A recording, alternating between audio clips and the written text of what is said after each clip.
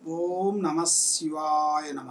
జై అంబవారు జగన్మాత మహాశక్తి అంబవారు వనదుర్గా వనదేవత మహాశక్తి శంభో శంకరి.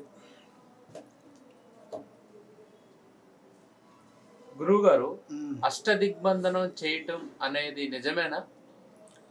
అష్టదిగ్బంధన గురించి, అష్టదిగ్బంధన అంటే మనిషికి మంచి చెడు రెండు. కాబట్టి భగవంతుడు మనకి కనబడేటిది భూమి ఆకాశం.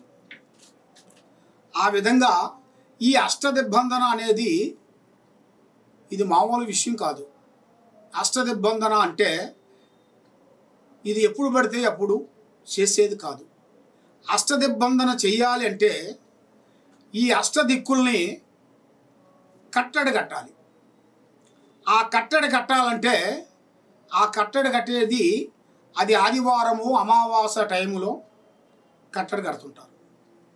ఎందుకంటే ఈ దైవశక్తిని ఆపి ఈ దుష్టశక్తిని ఆహ్వానం చేసుకోవాలి. అప్పుడు ఈ అష్టదిగ్బంధనని చేయగలుగుతాం. ఈ అష్టదిగ్బంధన చేయాలంటే ఈ అమ్మవారిని ఈ 5 మనకి భగవంతుడు ఇచ్చినంత వరకు ఈ 5 శక్తుల్ని మనం బంధించేసి దాన్ని చేస్తుంటారు. చాలామంది కొంతమంది తెలియక అష్టదిగ్బంధన అంటే మరి స్వామి అది ఇంట్లో చేస్తారా, బయట చేస్తారా, ఇంట్లో చేస్తారా, గుళ్ళో చేస్తారా, అసలు అష్టదిగ్బంధన అంటే అసలు ఏమిటి, దాని మార్గం ఏమిటి అనేది చాలామందికి తెలియక కొంతమంది అడుగుతుంటారు. అయితే అష్టదిగ్బంధన అనేది ఈ విధంగా బంధించి ఆదివారం రోజున దానికి అష్టదిగ్బంధన వేసేసి దాన్ని కట్టేయాలి.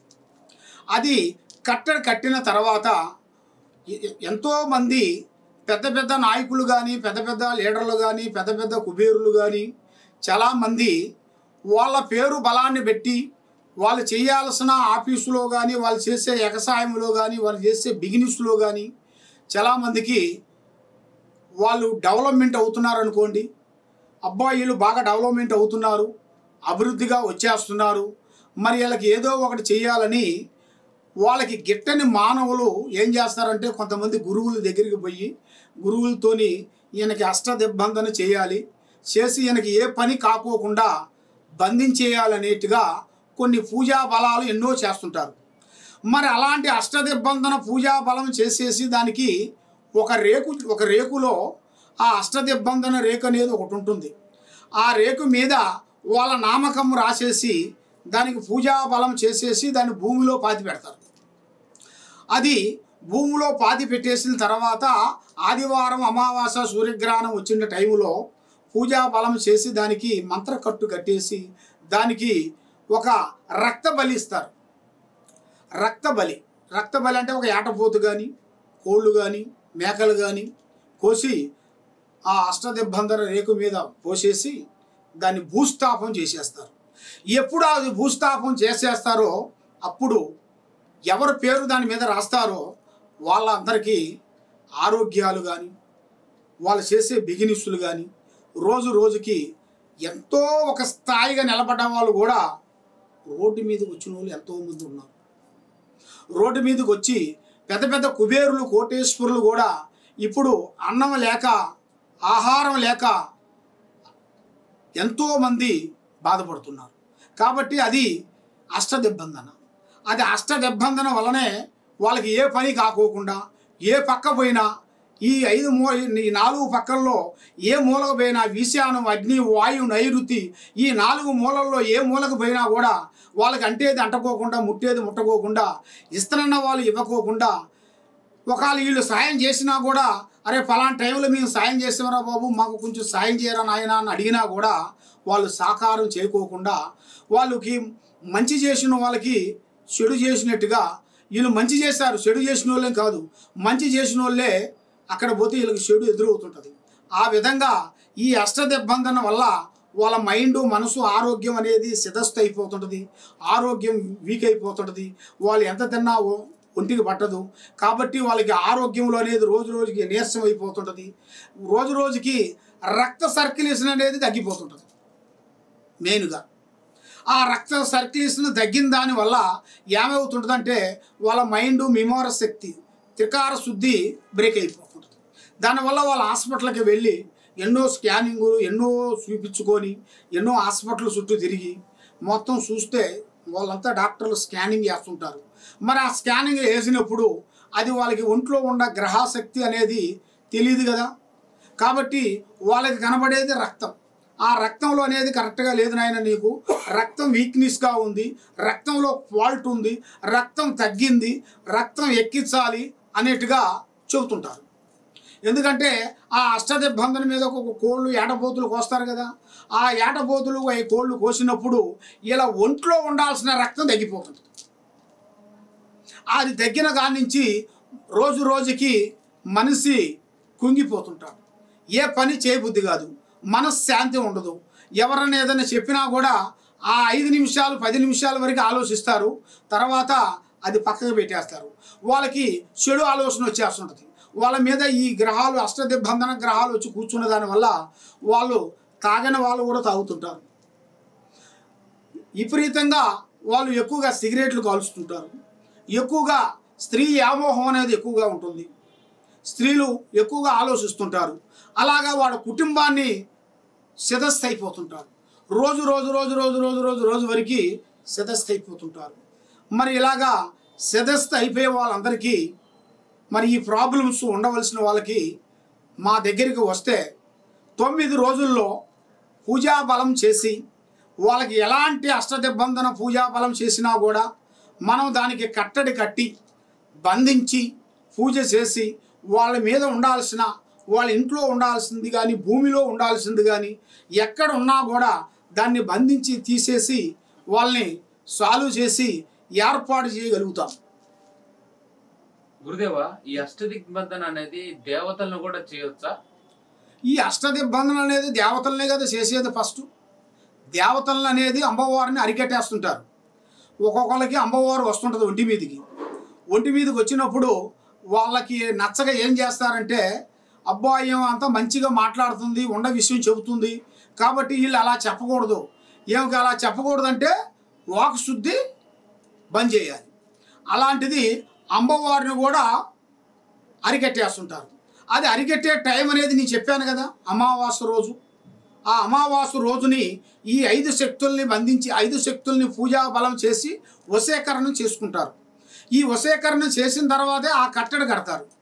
ఆ కట్టడి కట్టిన తర్వాత ఎంతలావు అమ్మవారు కానీ ఎంతలావు కానీ కూడా అలాగా కట్టల్లో నిలబడిపోతుంటుంది.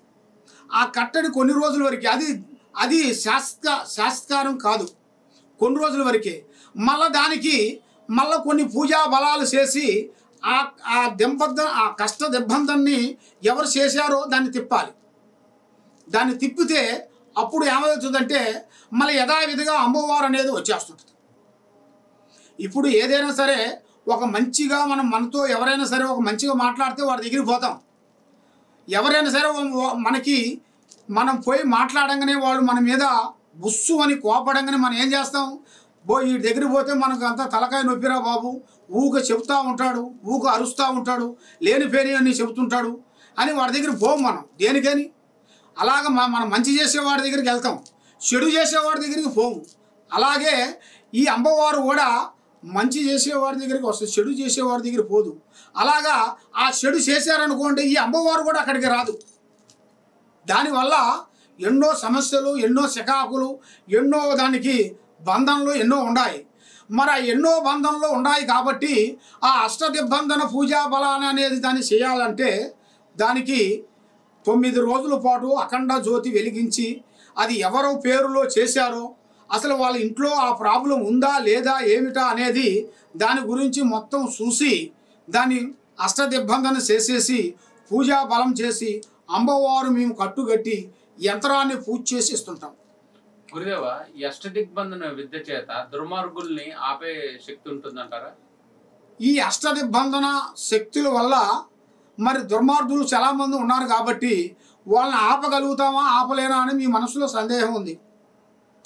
కాబట్టి ఎంత దుర్మార్గుడైనా కానీ ఆ అమ్మవారు కట్టు కట్టామరా అంటే వాడు ఎక్కడికైనా కూడా అయిపోవాల్సిందే.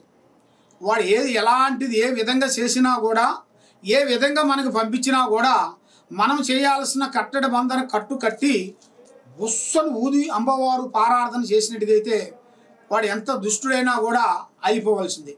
గురుదేవ, భార్యాభర్తల ఇంట్లో తరచుగా గొడవలు అవుతుంటాయి కదా. ఇప్పుడు భర్త గాని భార్య గాని చెడు సవాసాల వైపు వెళ్ళి కుటుంబానికి హాని కలుగుతుంటాయి. ఈ అష్టదిగ్బంధన విద్య ద్వారా వాళ్ళని తమకు అనుకూలంగా మార్చుకోవచ్చా? తప్పకుండా. భార్యాభర్తల మధ్యలో కొన్ని కలహాలు, చికాకులు, ఇబ్బందులు, కొన్ని బాధలు పడే వాళ్ళందరికీ అష్టదిగ్బంధన పూజా బలం చేసి దాన్ని కట్టడి కట్టి వాళ్ళని కుదురుగా చేయొచ్చు. మళ్ళీ దాంతోపాటు అన్నదమ్ముల మధ్యలో చిన్న చిన్న సమస్యలు, ఏది భూమి సమస్యలు కానీ, బంగారు సమస్యలు కానీ, బంగారం గురించి పెద్దవాళ్ళు తాతల ముత్తాతల నుంచి వాళ్ళు ఇచ్చిన ఆస్తుల గురించి చాలామంది గొడవలు ఆడుతుంటారు, సికాకు పెట్టుకుంటారు, పోలీస్ స్టేషన్ పోతారు, కొట్టుకుంటారు, రక్తాలు గారుతుంటాయి, అతి ఘోర భయంకరమైన ఇబ్బందులు పడుతుంటారు. మరి ఇలాంటి ఇబ్బందులు పడే వాళ్ళకి అష్టదిగ్బంధన చేశామరా అంటే ఎలాంటి వాడైనా కూడా చల్లబడి సతకరించాల్సిందే. ఆ విధంగా చేసి అన్నదమ్ముల మధ్యలో కలహాలు, చికాకులు, ఇబ్బందుల్ని తీసేసి, భార్యాభర్తల మధ్యలో ఉండాల్సిన కలహాలు, ఇబ్బందులు అనేది తీసేసి, బంధుమిత్రులలో కూడా ఒక ప్రేమ అభిమానంగా ఉండేట్టుగా, తర్వాత దాంతోపాటు జనవశీకరణ అంటే ప్రజలలో ఒక మంచి స్పందన, ఒక గౌరవము ఉండేట్టుగా అది కూడా చేయాల్సి ఉంది. మరి దాని తర్వాత మరి మనకి ముఖ్యమైన బంధువులు, మిత్రులు, స్నేహితులు ఎవరైనా కానీ మన దగ్గర ఉండి మన సొమ్ముదిని మనకి నామం పెట్టి లేనిపోయిన విషయాలన్నీ ఏరే వాళ్ళకి చెబుతుంటారు, చేరేస్తుంటారు. మరి అలాంటి చేరేసే వాళ్ళకు కూడా అష్టదిగ్బంధన చేసి వాళ్ళని కూర్చోబెట్టవచ్చు. అలాంటిది కూడా ఉంది.